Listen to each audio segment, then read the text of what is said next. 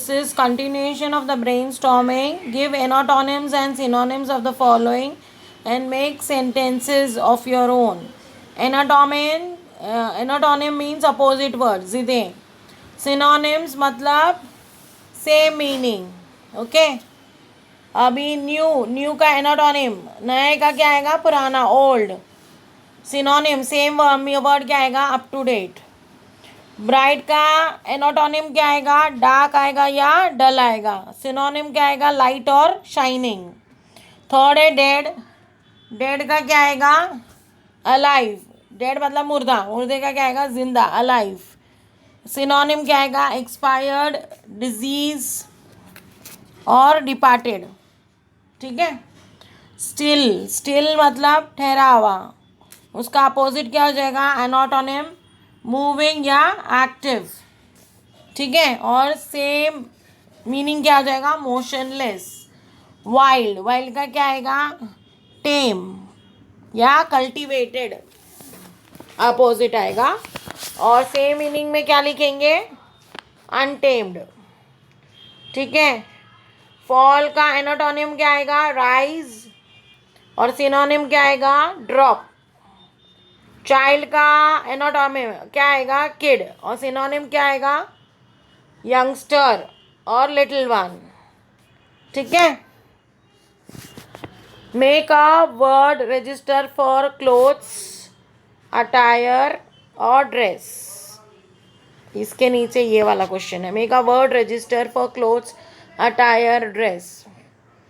आप अलग अलग क्या नाम दे सकते हो कपड़ों के लिए, क्लोथ बोल सकते हो, अटायर बोल सकते हो, ड्रेस बोल सकते हो.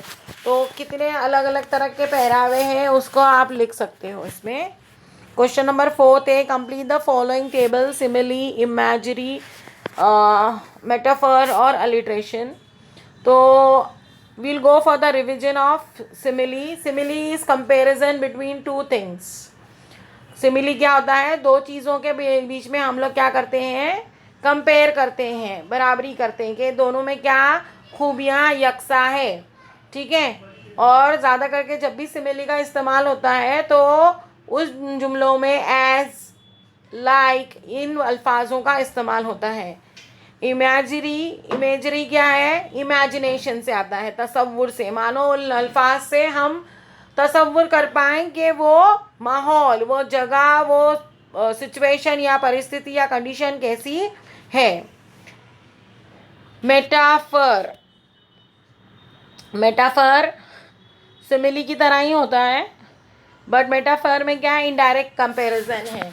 इनडायरेक्ट कंपैरिजन मतलब रोजी लिप्स, लिप्स कैसी है, रोज की तरह. ठीक है.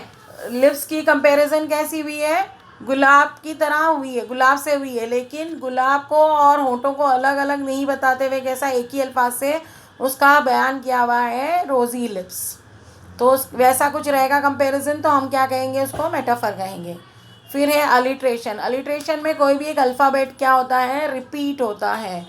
रिपीट होगा कैसे, जैसे एस एस. अभी हम लोग आपकी पूरी पोएम देखेंगे. आपकी पोएम में फर्स्ट लाइन है, weavers weaving at day, at break of the day. Weavers weaving at break of the day में क्या है, वीवर्स वीविंग, डब्ल्यू डब्ल्यू आया तो अलिट्रेशन आ गया. Break of the day, break of the day क्या है, मॉर्निंग डायरेक्टली आ गया तो मेटाफर आएगा वहाँ पे. सेकेंड लाइन में why do you weave a garment so gay. अब यहाँ पे क्वेश्चन मार्क है तो इंट्रोगेशन. इंट्रोगेशन में हम लोग क्या होता है, question, question is asked. Question क्यों पूछा जाता है, सवाल क्यों पूछा जाता है, इसके लिए नहीं कि हमको उसका जवाब चाहिए, बट अपनी बात को असरदार तरीके से प्रेजेंट करने का तरीका क्या होता है, इंट्रोगेशन. हम लोग अपनी बात को और बेहतर तरीके से और असरदार तरीके से क्या है, पेश करते हैं, तब इंट्रोगेशन का या सवाल का इस्तेमाल होता है. तो why do you weave a garments हो गए क्या है, इंट्रोगेशन आएगा. यहाँ पे अलिट्रेशन भी आएगा, वाई का डब्ल्यू और वीव का डब्ल्यू आएगा, गारमेंट का जी और गे का जी, ये यहाँ पे क्या है, रिपीट हुआ है. Blue as the wing of a halcyon bird. As आया वर्ड यहाँ पे तो ये क्या हो जाएगा, सिमिली हो जाएगा. और यहाँ पे क्या है, इमेजरी भी है कि जो ब्लू कलर है उसको उसने कैसा तस्वुर किया है, हेलिकन बर्ड का पर की तरह, विंग की तरह क्या है, इमेजिन किया है, तो इमेजरी भी आ गया। फोर्थ लाइन में है we weave the robes of a new born child. We और वी में डब्ल्यू रिपीट हुआ है तो एलिट्रेशन। फिर नेक्स्ट पैराग्राफ में weavers weaving at the fall of night, इसमें अलिट्रेशन है क्योंकि डब्ल्यू रिपीट हुआ है। फॉल ऑफ नाइट वापस से क्या है, बता रहा है अडल्टहुड को, तो वो मेटाफर है। Indirect comparison, break of the day new born child का था, बच्चा पैदा होता है तब का वो बता रहा था, इसके लिए वो वहाँ पे ब्रेक ऑफ द डे क्या था, मेटाफर था। यहाँ पे फॉल ऑफ नाइट क्या है, मेटाफर क्यों है, क्योंकि यहाँ पे ये अडल्टहुड को रिप्रेजेंट कर रहा है। Why do you weave a garment so bright, आप लोग इतना बेहतरीन कपड़ा क्यों बना रहे हैं। ये सवाल इसलिए नहीं पूछा गया है कि उसका जवाब चाहिए, ये सवाल इसलिए किया जा रहा है कि अपनी बात को और ज़्यादा असरदार तरीके से उसको क्या है, हमको पेश करना है। सवाल है इसलिए यहाँ पे क्या आ जाएगा, इंटरोगेशन। और अलिट्रेशन भी आएगा क्योंकि डब्ल्यू और डब्ल्यू, वाई और वीव में क्या है, रिपीट हो रहा है। फिर सेकेंड स्टैंजा की third line, like the plums of a peacock, यहाँ पे वर्ड लाइक आया है तो सिमिली रहेगा।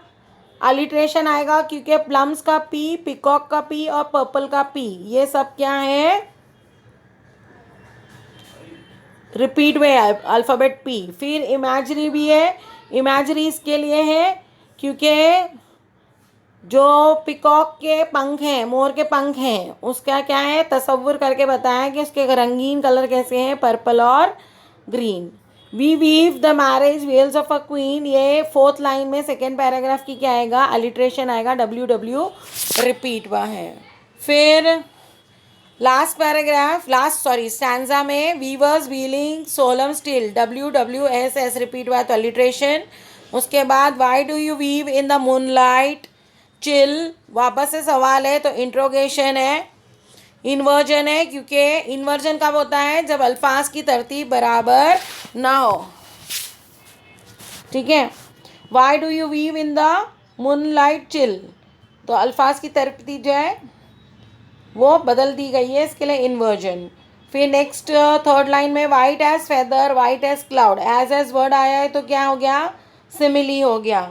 फिर वाइट और वाइट रिपीट हुआ है, एक वर्ड रिपीट होता है तब कौन सा फिगर ऑफ स्पीच आता है, रेपिटेशन, तो रेपिटेशन भी आ गया और सिमिली भी आया। सिमिली इसके लिए क्योंकि अल्फ़ाबेट डब्ल्यू क्या है, रिपीट हुआ है।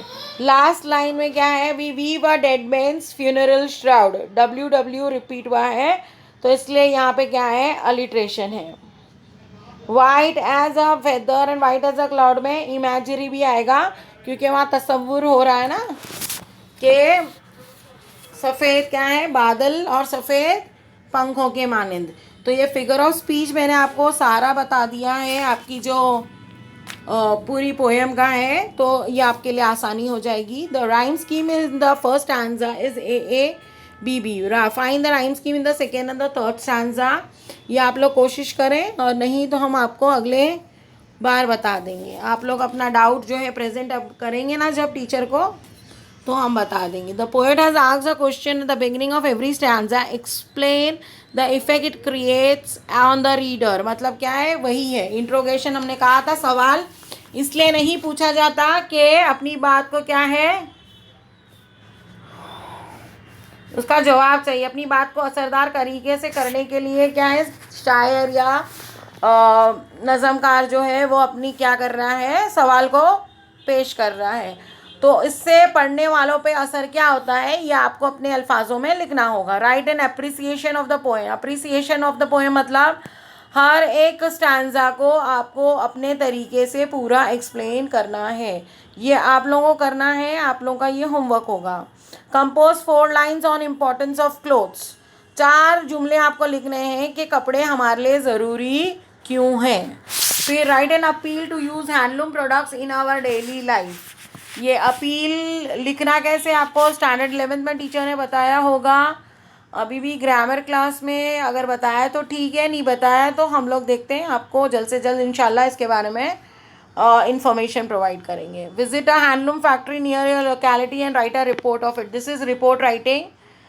तो अगर हैंडलूम फैक्ट्री जाना है तो आप लोगों को भिवंडी क्लोजेस्ट है। अगर आपके कोई रिलेटिव रहते हैं वहाँ तो आप लोग वहाँ पे जाकर, जिनके रिलेटिव्स हैं वो लोग ये इन्फॉर्मेशन ला सकते हैं, रिपोर्ट लिख सकते हैं और वो इन्फॉर्मेशन को अपने फ्रेंड्स के साथ भी शेयर कर सकते हैं ताकि उनके लिए भी हेल्पफुल हो। ठीक है। फिर next is read the poems written by Sarojini Naidu, find various career opportunities in small scale industry like handloom, art and craft, block printing etc.